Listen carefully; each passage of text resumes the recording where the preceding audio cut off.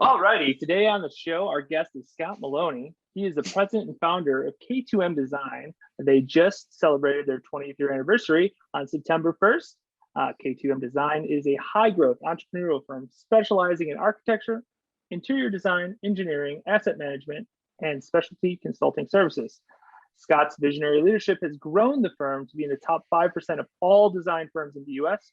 Specifically, they lead design trends in hospitality, correctional, residential, senior living, and institutional projects. He's actively involved in EO, Phi Delta Theta, the Ohio Lambda chapter at Kent State University. He's also on the advisory board at Kent State's University School of Architecture. And last but certainly not least, he is the father of two amazing men, Brian and Nathan. Scott, welcome to the show. Thank you very much for having me, gentlemen. We're excited to have you. Very, very excited. Whoop.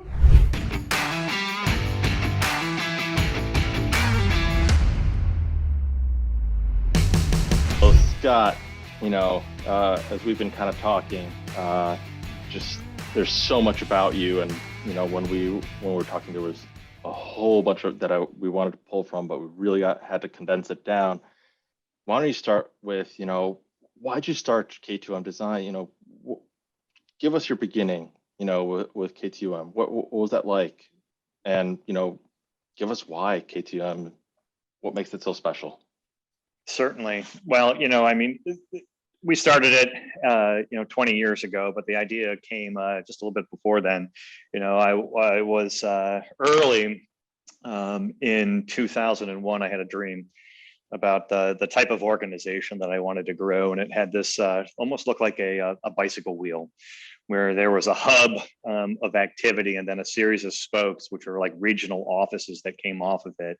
And it was going to be the type of design, as an architect, that we wanted to have for this organization that was kind of rooted in its Midwest hub, but then have a series of regionalized offices that provided a level of safety and security, from varying different types of geographies that are busy at some point in time versus others, as well as a project diversity. We all know that in the world of finance and the stock market, there's always ups and downs, like the classic roller coaster, in the different types of models that you're in. So industrial may be hot one day and it's multifamily the next, followed by hospitality and commercial office space. And so we really wanted to take a lot of those peaks and valleys out. And so with our regional diversity, the project type diversity that we had, we really created a pretty amazing organization. And that was the initial dream, long before we ever had the name of what K2M Design was going to be. But you asked the question, and I think that's even cooler than this vision and dream that I had when I sketched this out at 3 o'clock in the morning in January of 2001. But really, what makes us special is our people. Hands down, by far, the single most important thing, at K2M Design are the K2Mers. And without them, none of what we have produced and will create long into the future is possible. And I think it's the uniqueness of the type of work that we do. As I mentioned, just this like sine curve and different project types, but we really do get involved in a variety of different type of work.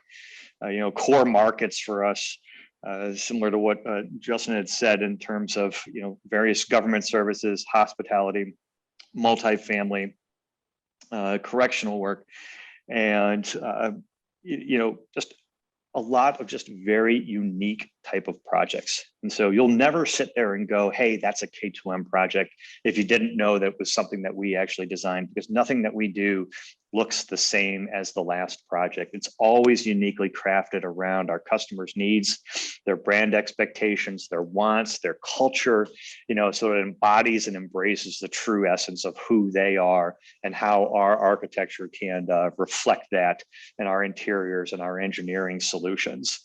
And, one of the other things, I wouldn't say other things, but one of the things that makes us truly unique is our core values. Be good, go forward, nurture relationships, and learn and lead. And those are really kind of the core essence to the organization of who we are. And we hire, we fire around them, we live to them, and every single day we grow because of the values that we have within the organization and the relationships that we've built with each other. So, I mean, people are definitely important. I love what you said about your people, and even kind of that value system is around hiring and firing. Those are super important aspects. Can you give us an example of when you're talking about core values? Why did you decide to take that approach? Why those specific core values? I'll tell you, early on, as I was kind of learning about business and the organization was growing, we needed to put some framework around the values that we had. And I think I'd read like the Harvard Business Journal, how to create your own core values session. I participated in numerous EO programs of speakers coming in and telling how to create core values. And we wrote some just epic core values around it. Maintain a highly ethical, moral, and caring culture. And so, as the organization grew, we said, what, this is just way too complicated as I'm explaining it to person after person after person that's coming in and going, what the hell is that? Right? It's like long list of core values. And, one day, Culture Shock, a guy named Ron Kaminsky was conducting a team building event for us. And, one of the half day session that we actually did was, how do we take this just ginormous tablet of, core value information and consolidate it and make it very concise and that truly represents who K2M Design is. And our team, back probably almost 10 years ago at this point in time, the very first thing that they came out with, and I'll never forget, I believe Marta Johns was the person, but it's like, be good. That is how we maintain a highly ethical, moral, caring culture, and just package it up so neatly. And then everything else just like fell into place. We've always had the values. It's just how we now were referring to them that made it so cool. Oh, that's wonderful. It's a great story. Talk about people. You obviously have the people side down. Why don't we shift gears a little bit? People, process, technology. What about the technology side? We talked a little bit, and it sounds like you've got a little bit of a competitive advantage, and it was a decision that you made a while back ago. Tell us about that decision and how it's led from there to, what led up to that decision and where you're at today. Yeah, so it was probably in the late 2016 timeframe. We were in one of our owners' meetings, and Steve Graisley, who's my business partner and engineering lead for our organization, he and I were sitting down and we were talking about, again, maybe some of those things that truly make us special, but more so, where do we see ourselves heading into the future? And what is it really going to take to, as we continue to grow this organization, and as we look at it, what are the things that maybe slow us down, but also can accelerate the way that we run our business? And it just was like a light bulb that came off, and it was like technology. And technology was going to become that competitive advantage of ours. And that's really where that initial lead came from. And we were starting to see it, very small inklings of it in other service lines, but not at in the architecture and engineering worlds. So, you said the words technology is a competitive advantage. And you said that you were seeing like these little things. What was the actual investment like? Tell us a little bit more about what that actual investment looked like. Sure. So, it started out, I'm a planner. So for anybody that's watching this that understands the architecture industry, I'm fantastic at planning and programming. I couldn't put a building together if my life depended upon it. That's why I have an amazing team of people. But we started out by creating a master plan, right? And really what we wanted to do with technology and what it was going to become. And before we knew that we were going to make a $1 million+ investment in technology, we kind of created a roadmap for ourselves of what we thought we wanted. it to become. And as we developed that roadmap, we then started putting that number to it and really understanding that this is going to be a 7-figure investment and a year-over-year return on that investment. And that was starting in the 2017 timeframe, and we started implementing in 2018. How big were you at that time? Because obviously, 7-figure investment, but depending on how big of a company you are, that may matter more or matter less. How big were you guys at about that time? So in the 2017 timeframe, when we first started this, we were probably around 50 people. And we knew that, it's hard. I don't care who you are, what kind of business you own, what kind of size you are, but it's very hard to make a 7-figure investment. Let's call that 40 to 50% of your annual income, or profitability. I mean, that's a huge reinvestment in your organization. Fortunately for us, we did make that commitment, but we were able to stretch that investment over a course of 3 years. And so the business was able to absorb that investment in the organization through its annual cash flow and be able to pay that debt down. Thank you for sharing some of those details. That really puts some context to what you mean by sizable. And I'm sure a lot of people, geez, 50%, right, of profitability going to that's a huge investment, right?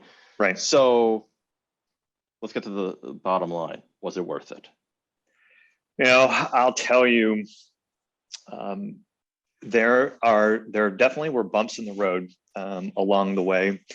That master plan wasn't the most perfectly outlined document that we've ever created in our entire lives, but I'm 100% confident that this was an extraordinarily wise investment for our organization. And I'll give you a backstory for anybody who's interested in this. But we were a hardware company, right? I mean, most architects, you have a giant tower that sits next to your desk. The thing just like cranks away. There's whatever mice are running the wheels on the inside of it, and it's you have your AutoCAD or your Revit disk inserted into it, and it's like you're a hardware-based company, and there's these black boxes that flash and do all sorts of crazy shit in server rooms that have their own air conditioning system. I mean, it's nicer than where I live, but we were limited by our technology. Okay, I mean, we couldn't pick up our stuff and go and move it into another location. And it became a big drag, like a boat anchor on us. And we started sitting there and going, with this investment, we were going to become a software company. So embrace that tech and be mobile and be flexible. And at K2M, one of the biggest things and best things about us, of why people join our company, is the flexibility that we have. And pre-COVID, I mean, we were always a flexible organization. But I'll tell you, it was a nanosecond move to each of our homes, in mid-March of 2020. Let's literally pick up your thin client, grab your monitor. You want 2, grab 2, take it home, plug back in. You have an internet signal, and you're up and operating. I don't care where you are in the world. You can work for K2M with a good internet signal. So it's not a location specific requirement anymore that you have to come, you got to sit down at a desk and you plug in and, put your disk in and start working on your stuff. We're all cloud-based, and it was just an incredible move for us. So you're talking about the incredibleness of it, and sounds like you really did benefit as a company. I mean, you moved into the cloud, you have flexibility to work from anywhere, but did you have to make any changes with people or your processes, once you made that shift and investment in technology? What you guys have to do? Definitely. I'll tackle the people part first, because remember, we were a hardware company, so everybody's used to having their box, this big tower, this black box, this server, and how we were going to be operating, was limited by the speed that we had at the wall where we plugged into, or the speed that we had in the building that we plugged into. And so it was a little bit of of a learning curve for people to, including for myself. I was one of the very slowest adapters to get into the cloud. I am 100% embracer of it now. It's kind of funny how that's worked out, but it's just getting people's mindset to go, okay, I'm not a hardware group, we're a software group, and we have this incredible technology that they don't even have to see, in a secure private site, off-site, that enables us to run faster, smarter, and better than we ever did when we were a hardware-based group. So people, just a little bit of a mind shift, but once much like, learning a new software, it took about 24 hours.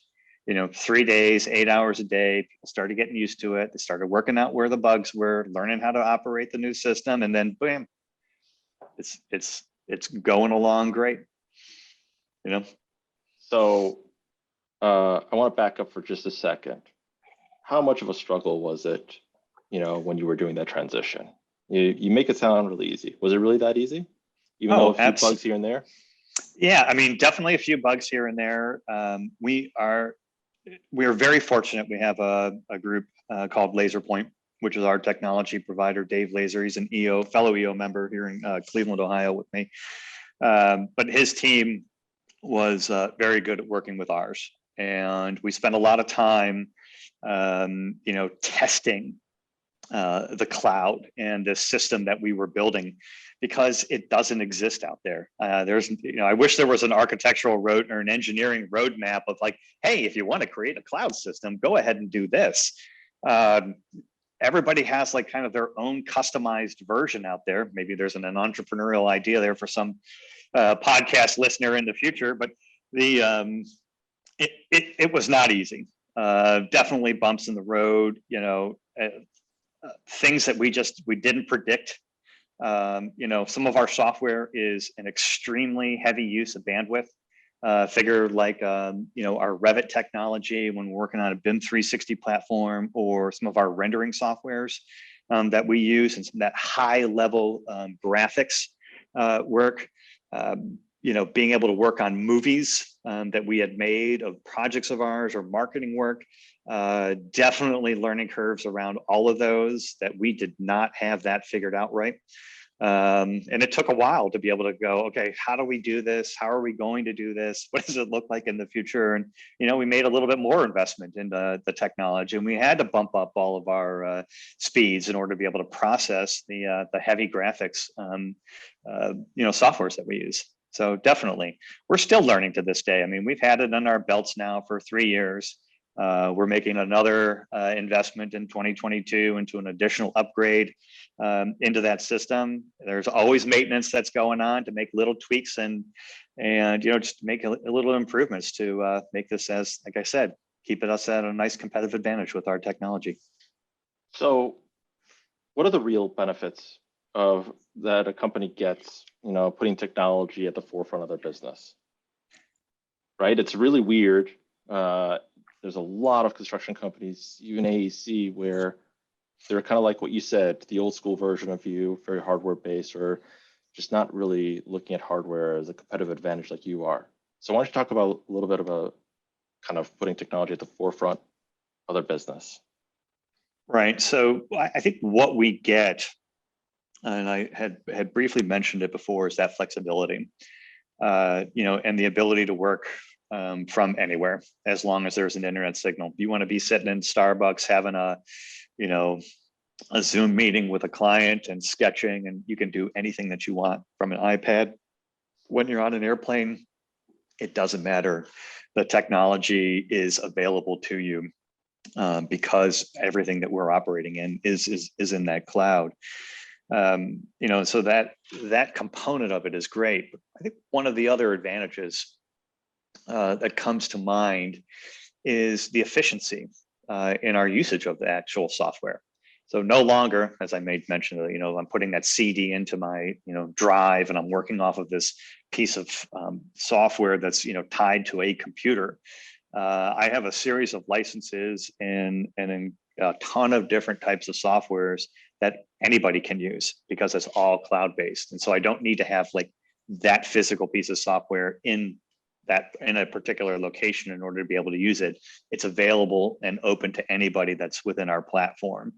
And, I think we'll have to prove it out. And maybe I'll look at some numbers at some point in time, but financially it's smarter for us to be able to most efficiently use the softwares that we have and be able to use it across all of our 9 different office locations and amongst where all of our people are to this day.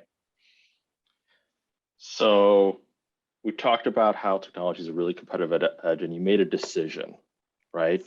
And in kind of our pre-interview, you had talked about how you make you have a decision-making philosophy, coined it sort of the 60% decision-making philosophy.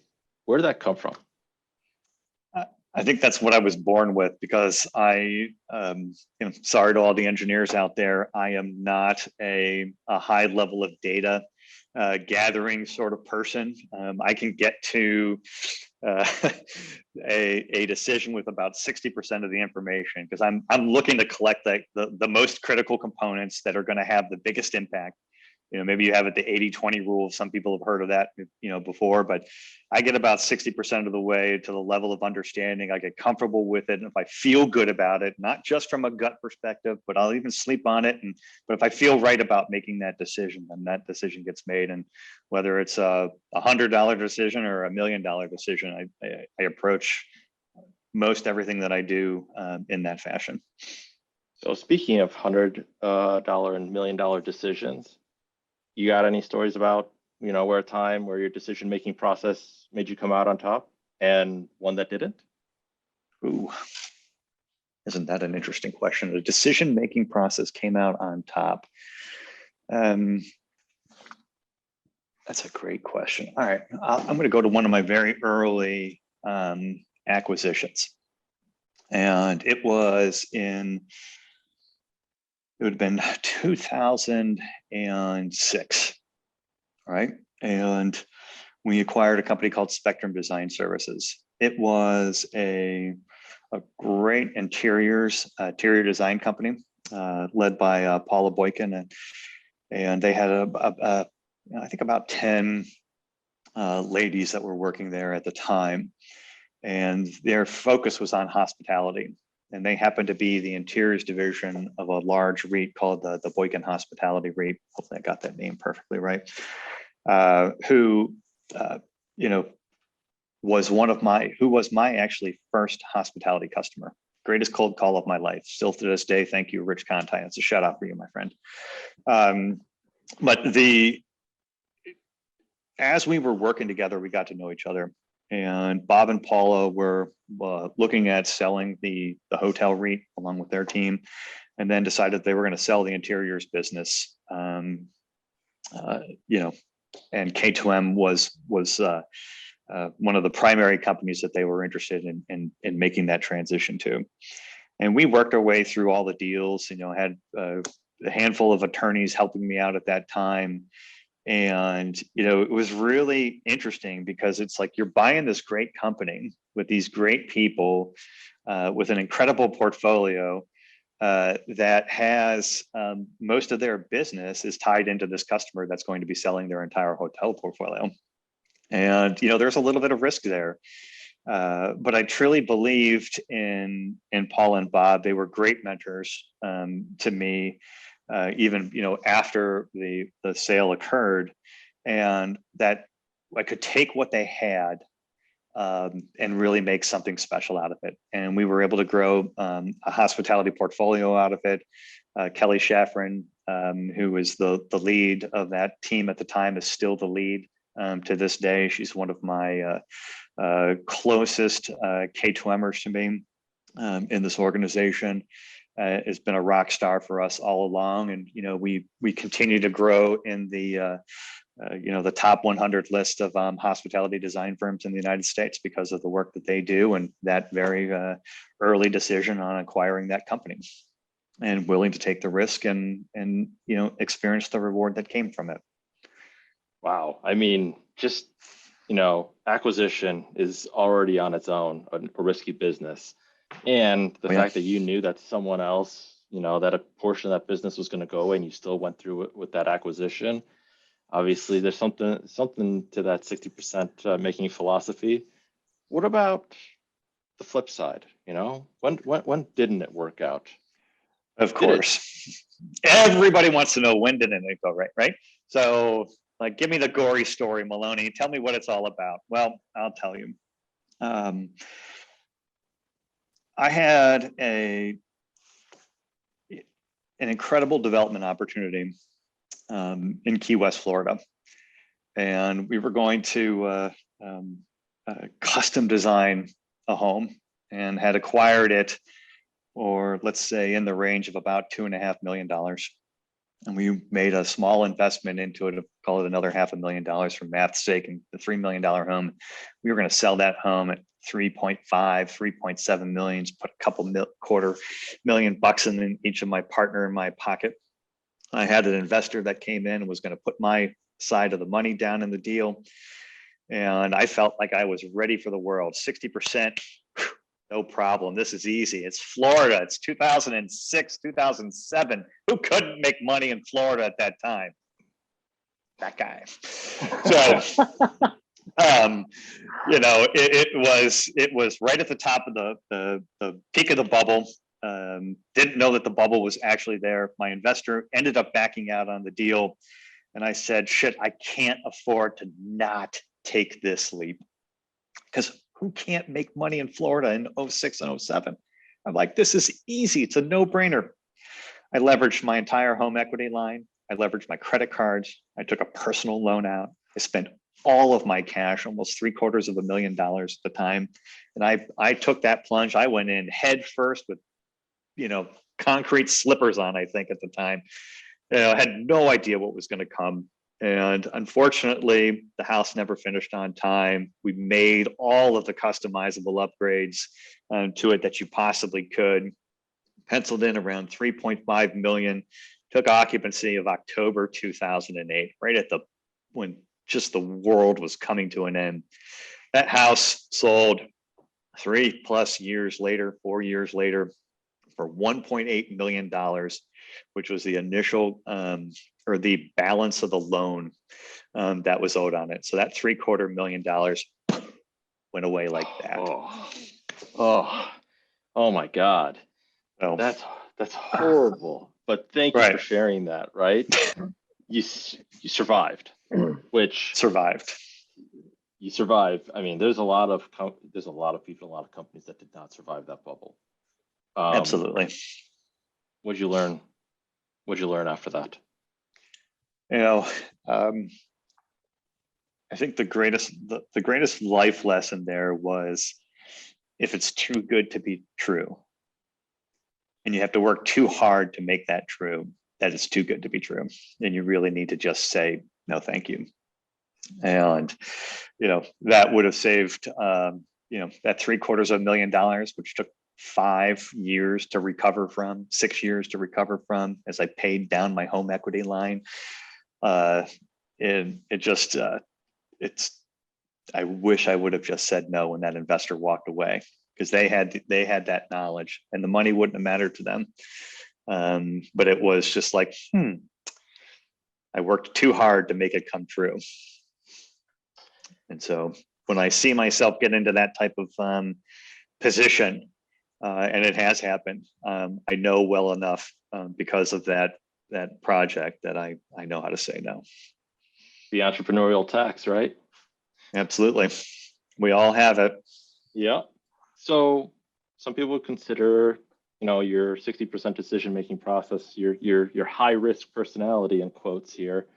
Who balances you out? Who helps you stay balanced?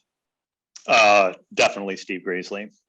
He's the chief operating officer of the organization. And for anybody that knows the entrepreneurial operating system, you heard this very early on. I'm the visionary of the organization. Steve is the integrator. And our two personalities balance each other out perfectly. We both have a little level of risk taking, but he requires a little bit more data. He's the engineer in the group, keep that in mind. And doesn't make the chaotic visionary pivot of every 2 months happen. So, I may come up with this, great, wonderful idea of, the shiny fish that just came by and the squirrel that just happened to climb up the tree, and, like, hey, we're going to move K2M, we're going to do this, and then we're going to do that. And he slows that down so that I don't completely disrupt the organization all at one time. Throw it into chaos as it used to be prior to his joining. For those of you that don't know what he's talking about, visionary and integrator, those are terms that come out from a book called Traction with Gino Wickman. There's also a book called Rocket Fuel, and essentially the visionary VI relationship. Visionary has a role.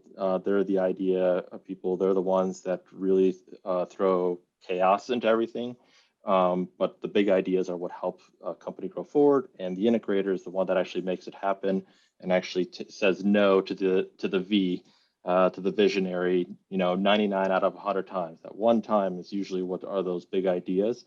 And so if you think about Walt Disney and his brother, Walt was the visionary, his brother, who I honestly don't remember the name of, and that's kind of the point. The point was the integrator, right? So that's what we're talking about here. Absolutely.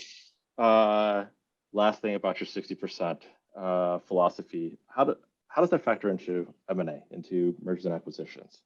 Sure. So, I think where it comes into play becomes more towards the relationship side of things and the belief and the trust in a seller and the company that they're selling, and having some, just having the knowledge to understand who they are, the culture that they have, and the feeling that I get out of it. And it's probably the 40% that goes into, making that decision, and the balance of it is data that anybody can mine, and you come up with in order to find the, how you're going to make money out of the deal, how you're going to pay for the deal, what kind of deal is it going to be like, how do you structure it, all that stuff you can research and you can figure out. But I think I really believe that 60% probably is more here and than it is in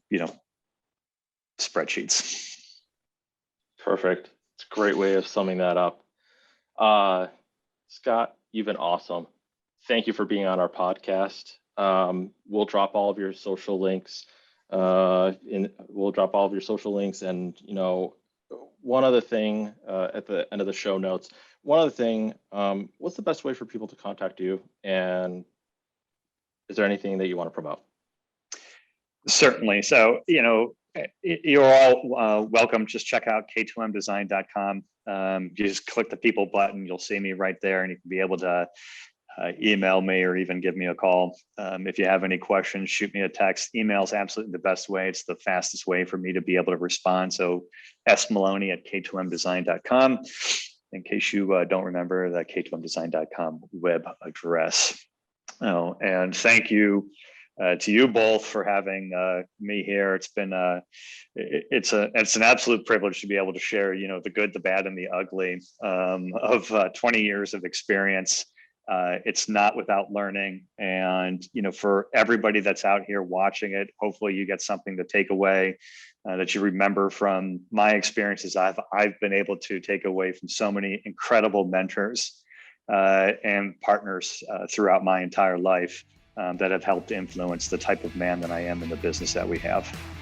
So thank you all. Thank you for sharing. Thank you, Scott. Indeed.